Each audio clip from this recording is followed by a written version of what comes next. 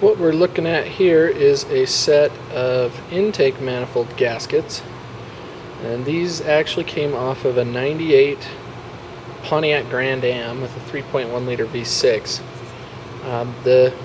The thing that is interesting here, perhaps not so interesting because it's so common on the 3.1s and on the 3.4s, is that these intake manifold gaskets were leaking quite badly. And they were leaking coolant, and the coolant was leaking so bad into the crankcase that it actually blended with the oil, and so you get this nice brown goo that you see right in here. As a result of the two mixing together, it almost looks as if this engine had a blown head gasket.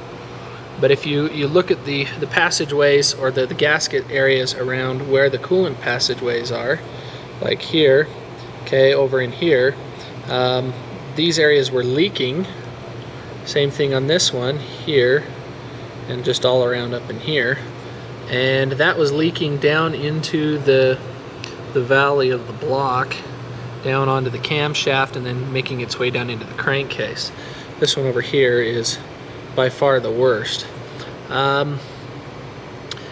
this is also common on the last of the 5.7 liter V8s. You see this on those trucks and Suburbans from the late 90s.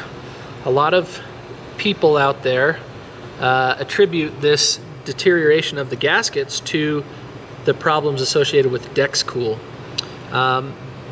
You know, and considering the situation that you see with just the coolant passageways being more completely deteriorated, that could be the case. If you look at the areas of the gasket that go around the intake ports, they never look nearly as bad. And this is the way it is on every single one of these V6 engines. So is the problem with Dexcool? You know, of course GM says no, but you don't see this kind of stuff on any other engines, or at least not on this level. This one's gotten so bad that you can see the intake port here. That gasket is actually quite a bit deteriorated, and this vehicle did have some drivability issues that could be related to this. So whether or not this is Dexcool, it would take more scientific analysis than what I could offer. However, as a mechanic, I've seen this so much, and it happens on vehicles with Dexcool so much, that I would not be surprised if such was the case. I've seen this on vehicles that have less than the 105,000 miles that supposedly the coolant is supposed to be changed at. And so, just based on experience, there's definitely a problem here with these gaskets. And will General Motors ever do anything about it? Maybe they have. Time will tell.